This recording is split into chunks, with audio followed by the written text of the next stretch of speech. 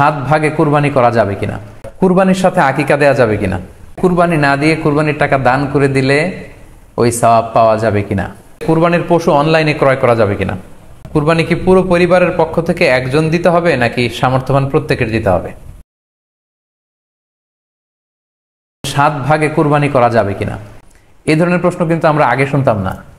Recently কিছু কিছু স্কলারদের আলোচনা বা এতে করে লোকজন হয়তো বিভ্রান্তিতে ভোগেন কিংবা একটা ধোঁয়াশা তৈরি হয়, ফলে এই প্রশ্নটি করা হচ্ছে। আমরা আবহমান কাল থেকে আমাদের প্রিয় মাতৃভূমি বাংলাদেশে হয়তো ছাগল কুরবানি দিয়েছি অথবা গরু কুরবানি দিয়েছি সর্বোচ্চ 7 ভাগে। সো এটা আমাদের সবার কাছে জানা ছিল, এ নিয়ে আগে সংশয় ছিল না। ইদানিংকালে অনেকের মধ্যে এই বিষয়ে সংশয় জেগেছে। কেউ কেউ বলে থাকেন যে ভাগে যদি কুরবানি দেওয়া হয় 7 জনে মিলে, গরুতে বা মহিষে বা উটে, এই ভাগে কুরবানি হবে না, এটা অনেকে বলে থাকেন। এই কথাটি আসলে ঠিক নয়। আপনি যদি ভাগে কুরবানি দিতে চান এটি জায়েজ আছে, এবং একটি উটে বা মহিষে বা গরুতে আপনি সর্বোচ্চ 7টি ভাগে কুরবানি দিতে পারবেন ইনশাআল্লাহ। এ ব্যাপারে সহিহ মুসলিমের একটি হাদিসকে আমরা এখানে উল্লেখ করতে চাই।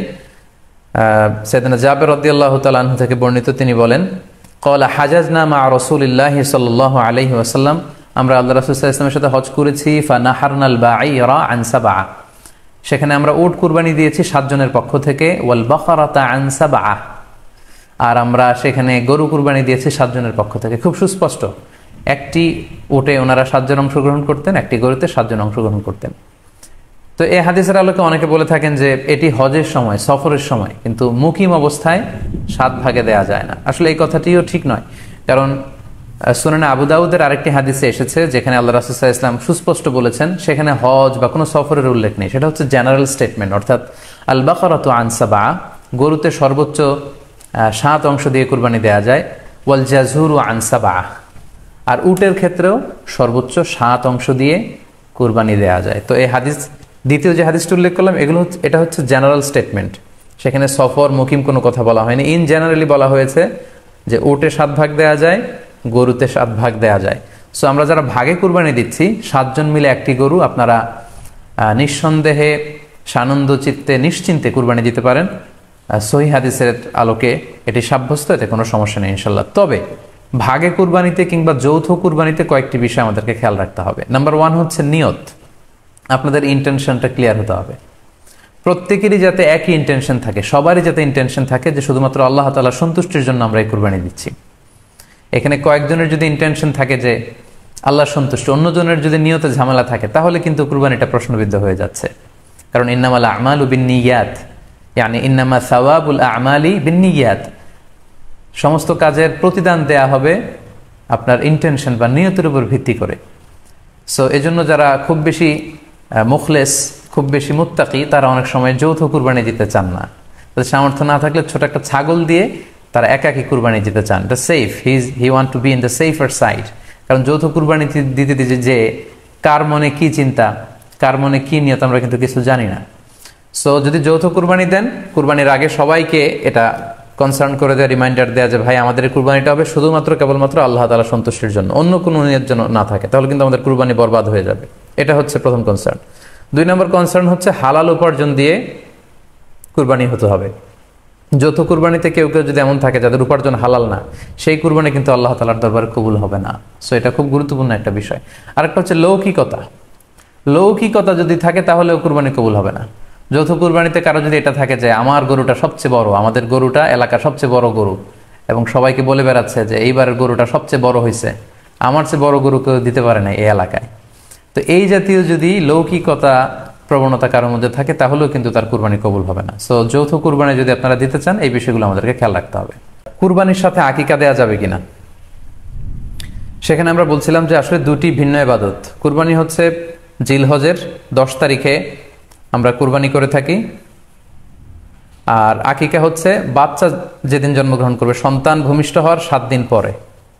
তাহলে ভিন্ন 2টি ইবাদত, 2 সময়ের ইবাদত। নাম্বার 2, আকিকার ক্ষেত্রে আল্লাহ রাসূল সাল্লাল্লাহু আলাইহি ওয়াসাল্লাম বলেছে আনিল গুলামি শাতান ওয়া আনিল জারিয়াতি শাত, অর্থাৎ ছেলে হলে 2টি ছাগল দিয়ে আকিকা করো, এবং যদি মেয়ে হয় তাহলে 1টি ছাগল দিয়ে আকিকা করো। তো সেক্ষেত্রে কুরবানিতে কিন্তু এরকম বিধান নেই। কুরবানিতে কিন্তু একটি ছাগল দিয়ে আপনি কুরবানি করলে কুরবানি হয়ে যাচ্ছে, সেখানে 2টি ছাগল দেওয়া লাগবে এমন কোনো কথা নেই। তো এভাবে আমরা বুঝতে পারতেছি, খুবই স্পষ্টত কমন সেন্স খাটালেও আমরা বুঝতে পারতেছি, এবং আল্লাহ রাসূল সাল্লাল্লাহু আলাইহি ওয়াসাল্লামের ভাষ্যগুলো অনুসারে আমরা বুঝতে পারছি দুইটা দুই ধরনের ইবাদত। যদিও এই দুই ইবাদতে কিছুটা মিল আছে, কিন্তু দুইটা দুই সময়ের ইবাদত, দুইটা আলাদা, দুটি উপলক্ষ, দুইটার আলাদা নির্ধারিত সময় রয়েছে। যেমন আকিকার ক্ষেত্রে সুন্নাহ হচ্ছে বাচ্চা যেদিন জন্মগ্রহণ করবে তার 7ম দিন শেষে 7 দিন পরে আপনি আকিকা করবেন। আল্লাহ রাসূল সাল্লাল্লাহু আলাইহি ওয়াসাল্লাম বলেছেন, কুল্লু গুলামিন মুরতাহানুন বিআকিকাতিহি তুযবাহু আনহু ইয়াওমা সাবিহি। প্রত্যেক সন্তানের আকিকা দিতে হয় তার 7ম দিনে, ওয়া ইউহলাকু ওয়া ইউসাম্মা, এবং 7ম দিনে মাথার চুল ফেলে দিতে হয়, তার সুন্দর একটি নাম রাখতে হয়। তাহলে আকিকার বিধান হচ্ছে সম্মানিত সুধী সন্তান জন্মগ্রহণ করার 7 দিন পরে।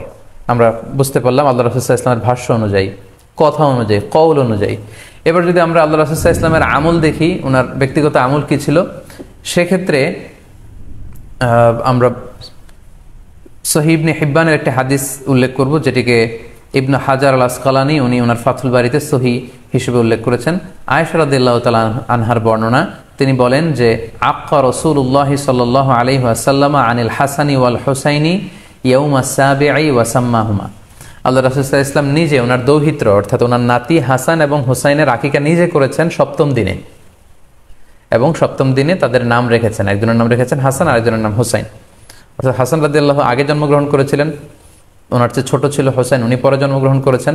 তো ওনাদের জন্মের পরে 7 দিন পরে আল্লাহ রাসূল সাল্লাল্লাহু আলাইহি ওয়াসাল্লাম ওনাদের আকিকা দিয়েছিলেন, এবং 7ম দিনে উনি আকিকাও দিয়েছেন এবং তাদের নামও রেখেছেন।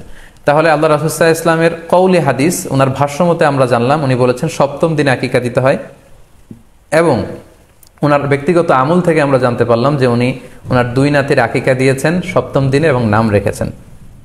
তাহলে এ থেকে আমরা সুস্পষ্ট বুঝতে পারি যে আকিকা দিতে হয় সন্তান জন্মগ্রহণ করার 7 দিন পর, 7ম দিনে। যদিও তবারানিতে আরেকটি হাদিস এসেছে যেখানে বলা হয়েছে যে আকিকা 7ম দিনেও দেয়া যায়, 14তম দিনে দেয়া যায়, 21তম দিনে দেয়া যায়। যদি 7ম দিনে কেউ দিতে না পারে কোনো কারণে, তাহলে 14তম দিন, না পারলে 21তম দিন। তাহলে সুস্পষ্টভাবে উল্লেখ আছে যে আকিকার সময়সীমা 7ম দিনের কথা আমাদেরকে বলা হয়েছে। তো সেক্ষেত্রে আপনার সন্তান জন্মগ্রহণ করলে আপনি শুকরিয়া স্বরূপ কুরবানি করবেন, আত্মীয় স্বজনকে খাওয়াবেন, আকিকার গোশত নিজেরাও খাবেন। তো এটা যদি আপনি কুরবানির জন্য রেখে দেন, তাহলে তো সন্তান দুনিয়াতে আসার এই আনন্দটা থাকে না। একজন যখন সন্তান পায়, সে কেমন যেন আকাশের চাঁদ হাতে পায়। তো তখন তার 7 দিনের মধ্যে যে আনন্দটা থাকে, ওই দিন তার নাম রাখা হবে, আত্মীয় স্বজনরা আসবে, বাচ্চাকে দেখবে, দোয়া করবে, তখন আকিকা করে গোশত নিজে খাবেন, আত্মীয়দের খাওয়াবেন, পাড়া প্রতিবেশীদেরকে দিবেন। এটা হচ্ছে সন্তান ভূমিষ্ঠ হওয়ার উপলক্ষকে কেন্দ্র করে এই আকিকা। সো এটাকে কুরবানির সাথে মিক্স আপ করার কোনোই প্রয়োজন নেই, এবং এক্ষেত্রে সুস্পষ্ট গাইডলাইন হচ্ছে যে 7ম দিনে আকিকাটা দিতে হয়। সো আমরা যেন 7ম দিনে আকিকাটা দেই। তবে হ্যাঁ, এখন প্রশ্ন হচ্ছে 7ম দিনে কেউ দিতে পারেননি, 14তম দিনেও দিতে পারেননি, 21তম দিনেও দিতে পারেননি, হাতে টাকা ছিল না, সামহাও কোনো কারণে মিস করেছেন, তখন আপনি যখন সুযোগ হয় তখন করে দেন।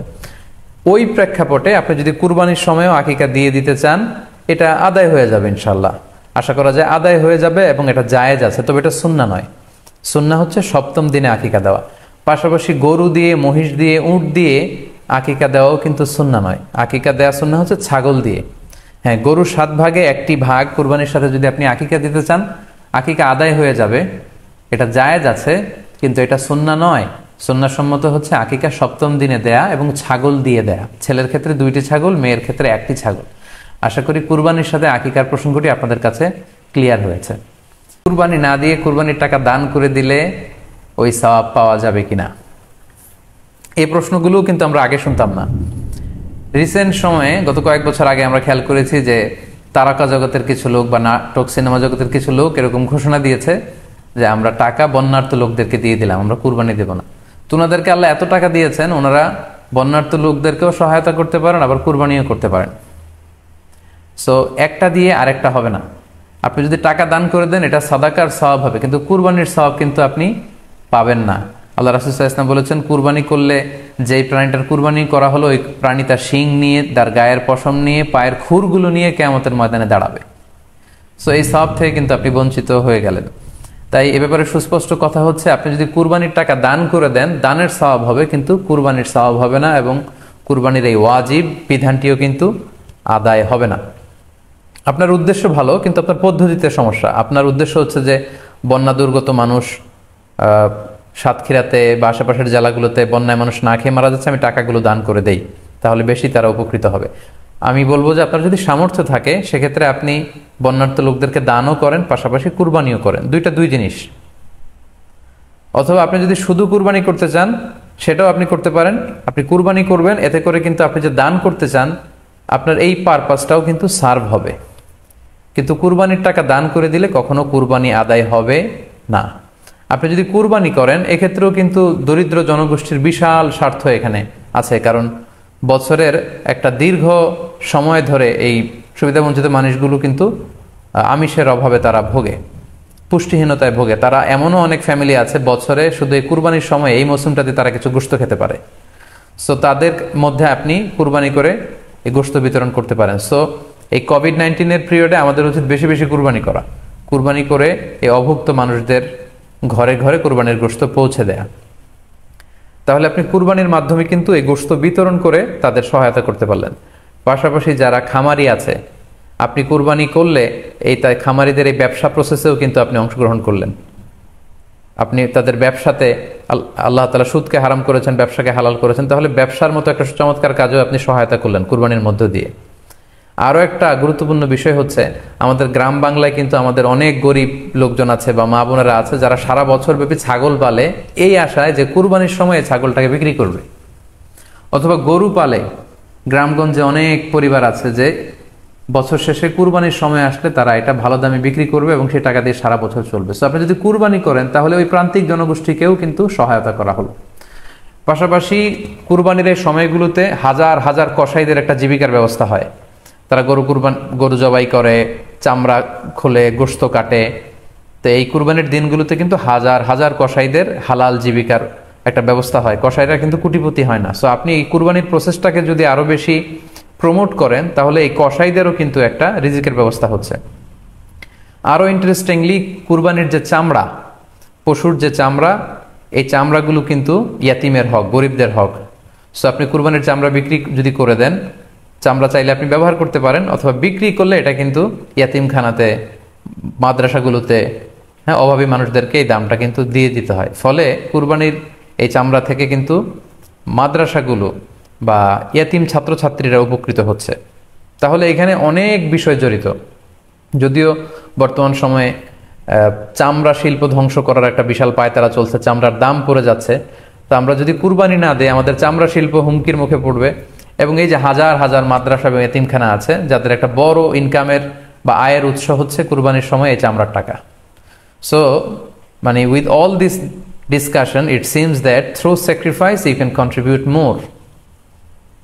আপনি যদি কুরবানি করেন এবং এটা যদি বেশি বেশি করেন তাহলে আপনি যে চাচ্ছেন অসহায় মানুষদেরকে সহায়তা করতে, এটা আরো বেশি বেশি করা হলো, বেশি বেশি করা হলো। তাদেরকে গোশত বিতরণ করে আপনি সহায়তা করলেন, খামারিদেরকে ব্যবসার ক্ষেত্রে সহযোগিতা করলেন, গ্রামের যে নারীরা ছাগল পাললো, গরু পাললো তাদের সহায়তা করলেন, কসাইদের হালাল জীবিকার জন্য সহযোগিতা করলেন, মাদ্রাসার ইয়াতিম ছাত্রদেরকে আপনি সহায়তা করলেন। সো আমি বলবো যে কখনো এই ভুল সিদ্ধান্ত নেবেন না যে কুরবানির টাকা আমি দান করে দেবো। না, আপনি কুরবানি করবেন, এতে আপনার কুরবানির ওয়াজিবও আদায় হবে, গরিবদেরকে সহযোগিতাও করা হবে।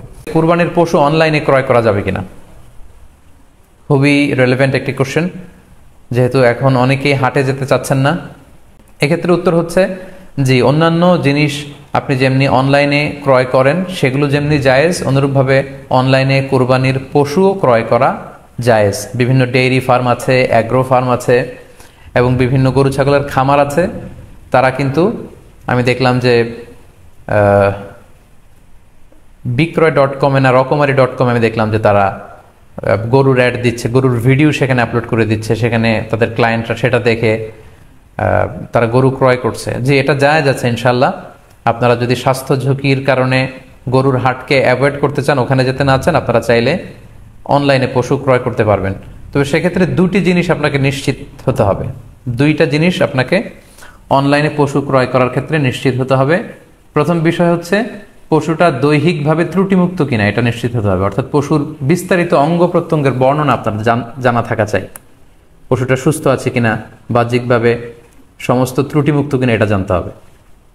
2 নম্বর হচ্ছে পশুর বয়স সম্পর্কে আপনার জানতে হবে, কারণ যে কোনো বয়সের পশু দিয়ে কুরবানি করা যায় না, এটার একটা নির্ধারিত বয়স সীমা দেওয়া আছে শরিয়াতে, সেটা আপনাকে মেনটেন করতে হবে। প্রথম হচ্ছে সালিমাতুল আয়ুব, সালিমাতুন মিনাল আয়ুবিজ যাহিরা, বাহ্যিক ত্রুটিমুক্ত হওয়া।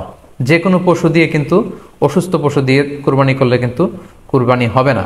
এক্ষেত্রে আমরা সুনানে নাসাইর একটি হাদিস উল্লেখ করব। হাদিসটি সহিহ, বারা ইবনে আযিব রাদিয়াল্লাহু তাআলা আনহু বর্ণনা করেছেন। আল্লাহ রাসূল সাল্লাল্লাহু আলাইহি ওয়াসাল্লাম বলেছেন, লা ইয়াজুজু মিনাদ দাহায়া আল আওরাউল বাইয়িনু আওরুহা, এমন পশু দিয়ে কুরবানি হবে না যেই পশুটা সুস্পষ্টভাবে অন্ধ। অন্ধ কানা কোনো পশু দিয়ে কুরবানি হবে না। ওয়াল আরজাউল বাইয়িনু আরাজুহা, খোড়া, কুরবানি যেখানে করা হবে ওই জায়গা পর্যন্ত হেঁটে যেতে পারছে না, মাঠ থেকে বাড়িতে আনা যাচ্ছে না, এরকম খোড়া প্রাণী দিয়ে কুরবানি করা যাবে না। ওয়াল মারিদাতুল বাইয়িনু মারাদুহা, খুব বেশি অসুস্থ, খুবই দুর্বল অসুস্থ প্রাণী দিয়ে কুরবানি করা যাবে না। ওয়াল আজফা উল্লাতি লা তুনকি, এবং এমন বয়স্ক বৃদ্ধ প্রাণী যে অতি বয়সের ভারে এটা নুজ্জ হয়ে গিয়েছে এবং এর হাড্ডির ভেতরে যে মজ্জা শুকিয়ে গিয়েছে, এরকম প্রাণী দিয়েও কিন্তু কুরবানি করা যাবে না। তাহলে সুনানে নাসাইয়ের এই সহিহ হাদিসটির মধ্য দিয়ে আমরা বুঝতে পারলাম যে অন্ধ প্রাণী দিয়ে কুরবানি করা যায় না, খোড়া প্রাণী দিয়ে করা যায় না, খুবই দুর্বল প্রাণী দিয়ে এবং খুব বয়স হয়েছে এরকম প্রাণী দিয়ে কিন্তু কুরবানি করা যাবে না। তারপর আমরা সুনানে তিরমিজির আরেকটি হাদিস এখানে উল্লেখ করব। এই হাদিসটিও হাসান পর্যায়ের হাদিস। বর্ণনাকারী হচ্ছেন আলী রাদিয়াল্লাহু তাআলা আনহু। তিনি বলেন, নাহা রাসূলুল্লাহ সাল্লাল্লাহু আলাইহি সাল্লাম আইয়ুদহা বিআ'যাবিল করনি ওয়াল উযুন, অর্থাৎ আল্লাহ রাসূল সাল্লাল্লাহু আলাইহি ওয়াসাল্লাম শিং ভাঙা এবং কান কাটা এরকম প্রাণী দিয়ে কুরবানি করতে নিষেধ করেছেন। অর্থাৎ ব্রোকেন হর্নস অ্যান্ড ইয়ার্স, কোনো পশুর যদি শিং দুটো ভাঙা থাকে অথবা কান কাটা থাকে এরকম প্রাণী দিয়ে কুরবানি করলে কুরবানি আদায় হবে না। পশুর কানের ব্যাপারে আরও সুস্পষ্ট হাদিস এসেছে সুনানে তিরমিজিতে, এটিও হাসান পর্যায়ের হাদিস। বর্ণনাকারী সাইয়েদনা আলী রাদিয়াল্লাহু তাআলা আনহু, তিনি বলেন যে নাহা রাসূলুল্লাহ সাল্লাল্লাহু আলাইহি ওয়াসাল্লাম আইয়ুদহা বিমুকাবালাহ আও মুদাবারাহ আও শারকা আও খারকা আও জাদআ, অর্থাৎ আল্লাহ রাসূল সাল্লাল্লাহু আলাইহি ওয়াসাল্লাম মুকাবালা মানে এমন প্রাণী যেই প্রাণীর কানের সামনের অংশ কাটা, এরকম প্রাণী দিয়ে কুরবানি করা যাবে না। আও মুদাবারা, এমন প্রাণী যে প্রাণীর কানের পেছনের অংশ কাটা, সেটা দিয়ে কুরবানি করা যাবে না। আও শারকা, অথবা কানের মাঝখানে কাটা, দুই দিক ঝুলে আছে, করা যাবে না। আও খারকা, অথবা কানের ভেতরে ছিদ্র, পশুর কানে যদি ছিদ্র থাকে, কেটে যে ছিদ্র হয়ে গিয়েছে, ড্রিলড হয়ে গিয়েছে, সেই প্রাণী দিয়ে কুরবানি করা যাবে না। আও জাদা, অথবা নাক কাটা, এরকম প্রাণী দিয়ে কুরবানি করা যাবে না। তাহলে আল্লাহ রাসূল সাল্লাল্লাহু আলাইহি ওয়াসাল্লামের ভাষ্যমতে এই প্রাণীগুলো দিয়ে কুরবানি করা যাবে না। ফলে আপনি অনলাইনে যদি পশু ক্রয় করতে চান, আপনার যে পশুটা ক্রয় করবেন এটা বাহ্যিকভাবে সুস্থ আছে কিনা, অঙ্গ প্রত্যঙ্গের বিস্তারিত বর্ণনা ভিডিওতে আপনাকে ক্রস চেক করে এবং বাড়িতে আনার পরে সেটাকে দেখে এই পারচেজটা আপনাকে নিশ্চিত করতে হবে। 2 নাম্বার খেয়াল রাখবার বিষয় হচ্ছে পশুর বয়স। কুরবানির পশুর একটা নির্ধারিত বয়স সীমা আছে। সেক্ষেত্রে উটের জন্য 5 বছর হওয়া লাগবে কমপক্ষে, গরু বা মহিষের ক্ষেত্রে কমপক্ষে 2 বছর হতে হবে, এবং ছাগলের ক্ষেত্রে কমপক্ষে 1 বছর হতে হবে। আবার বলছি, উট 5 বছর, গরু 2 বছর এবং ছাগল 1 বছর। তবে মেষ বা ভেড়া, দুম্বা এগুলো যদি 6 মাসের হয়, দেখতে যদি মোটা সোটা হয়, 1 বছরের মতো মনে হয়, তাহলে সেগুলো দিয়েও কুরবানি করা যাবে। সেক্ষেত্রে পশুর যে দাঁত আছে, নিচের পাটের যে পশুর দাঁত, এই দাঁতগুলোর পাশে 2টা ধারালো দাঁত থাকে, এগুলো উঠেছে কিনা এগুলো দেখে দেখে আপনারা পশুর বয়সকে নির্ণয় করতে পারবেন। তাহলে অনলাইনে ক্রয়ের ক্ষেত্রে আমাদের উত্তর হচ্ছে যে অনলাইনে আপনি পশু ক্রয় করতে পারবেন। সেক্ষেত্রে আপনাকে 2টি বিষয়ে খুব খেয়াল রাখতে হবে। এক হচ্ছে পশুর অঙ্গ প্রত্যঙ্গ ঠিক আছে কিনা, বাহ্যিকভাবে সব ধরনের ত্রুটিমুক্ত কিনা। 2 নাম্বার হচ্ছে পশুর বয়স। এই 2টি জিনিস যদি আপনি এনশিওর করেন, আপনি অনলাইনে পশু ক্রয় করে সেটা দিয়ে কুরবানি করলে কুরবানি হয়ে যাবে ইনশাল্লাহ, কোনো সমস্যা নেই। আরও একটি প্রশ্ন আমাদের কাছে খুব বেশি এসেছে, সেটা হচ্ছে কুরবানি কি পুরো পরিবারের পক্ষ থেকে একজন দিতে হবে নাকি সামর্থ্যবান প্রত্যেকের দিতে হবে? আই রিপিট, আমি আবার বলছি, প্রশ্নটি হচ্ছে যে অনেকে এই প্রশ্নটি করেছেন যে পুরো পরিবার থেকে একজন দিলে হয়ে যায় নাকি সামর্থ্যবান প্রত্যেকের দিতে হয়। সম্মানিত দিনী ভাই এবং বোনেরা, এটি একটি মতবিরোধপূর্ণ মাসআলা, অর্থাৎ এই মাসআলার ক্ষেত্রে স্কলারদের মধ্যে মতভেদ পাওয়া যায়। এক্ষেত্রে 2টি মতামত। একদল স্কলার বলেছেন যে এটা পরিবারের পক্ষ থেকে একজন দিলে আদায় হয়ে যাবে। অপর মতামত হচ্ছে যে না, সামর্থ্যবান প্রত্যেকেরই দিতে হবে। আমরা দুইটি মতামত নিয়ে আলোচনা করি। প্রথম মত হচ্ছে যে এক পরিবারের পক্ষ থেকে একজনই যথেষ্ট। এই মতামতটিও দলিলের দিক থেকে বেশ শক্তিশালী। সেক্ষেত্রে আমরা মেহনাফ ইবনে সুলাইম রাদিয়াল্লাহু তাআলা আনহুর বর্ণিত একটি হাদিস সুনানে আবু দাউদে এসেছে, হাদিসটি হাসান পর্যায়ের হাদিস। তিনি বলছেন, ও নাহনু উকুফুন মা রাসূলিল্লাহ বিআরাফাতিন, আমরা রাসূল সাল্লাল্লাহু আলাইহি ওয়াসাল্লামের সাথে 9 জিলহজ আরাফার ময়দানে ছিলাম। ক্বালা, তখন আল্লাহ রাসূল সাল্লাল্লাহু আলাইহি ওয়াসাল্লাম আমাদেরকে বলেছেন, ইয়া আইয়ুহান নাস, হে মানব সকল, ইন্না আলা কুল্লি আহলি বাইতিন ফি কুল্লি আমিন উদহিয়া, অর্থাৎ প্রত্যেকটি, আল্লাহ রাসূল সাল্লাল্লাহু আলাইহি ওয়াসাল্লাম বলেছেন প্রত্যেকটি ফ্যামিলির জন্য প্রতি বছর একটি কুরবানি ওয়াজিব হয়। আমি আবার বলছি, প্রত্যেক ফ্যামিলির জন্য প্রতি বছর কুরবানি দিতে হয় কয়টি? একটি। তাহলে কুরবানি পরিবারের পক্ষ থেকে একটি দিলেই আদায় হয়ে যাবে। সুনানি তিরমিজির আরো একটি হাদিস আমরা এখানে উল্লেখ করতে পারি। এই হাদিসটিও সহিহ। সাইয়েদনা আতা ইবনে ইয়াসার রাদিয়াল্লাহু তাআলা আনহু, উনি আবু আইয়ুব আল আনসারী রাদিয়াল্লাহু তাআলা আনহুকে জিজ্ঞেস করেছিলেন যে কাইফা কানাতিল উদহিয়া ফি আহদি রাসূলিল্লাহ, হে আল্লাহর নবীর সাহাবী, আল্লাহ রাসূল সাল্লাল্লাহু আলাইহি ওয়াসাল্লামের জামানাতে কুরবানি কেমন হতো, কিভাবে তারা কুরবানি দিতেন? তো আবু আইয়ুব আল আনসারী রাদিয়াল্লাহু তাআলা আনহু বলেছেন, কানা রাজুলু ইউদাহি বিশাতি আনহু ওয়া আন আহলিহি, আল্লাহ রাসূল সাল্লাল্লাহু আলাইহি ওয়াসাল্লামের সময়কালে লোকজন একটি ছাগল কুরবানি দিত তার পক্ষ থেকে এবং তার ফ্যামিলির পক্ষ থেকে। আনহু ওয়া আন আহলিহি, তার নিজের পক্ষ থেকে এবং ফ্যামিলির পক্ষ থেকে। অর্থাৎ এই হাদিসগুলোর আলোকে বোঝা যায় যে পুরো পরিবারের পক্ষ থেকে একজন কুরবানি দিয়ে দিলেই আদায় হয়ে যাবে। স্বামীও চাকরি করেন, স্ত্রীও চাকরি করেন, স্বামীরও টাকা আছে, স্ত্রীর টাকা আছে, দুইজনের আলাদা করে দিতে হবে না। স্বামী যদি একটা ছাগল কুরবানি দিয়ে দেয় তাহলে স্ত্রীর পক্ষ থেকে, পুরো ফ্যামিলির পক্ষ থেকে কুরবানি আদায় হয়ে যাবে। এই হাদিসগুলোর আলোকে বোঝা গেল। দ্বিতীয় আরেকটি মত আছে, সেই মতটি হচ্ছে প্রত্যেক সামর্থ্যবানের উপর ওয়াজিব।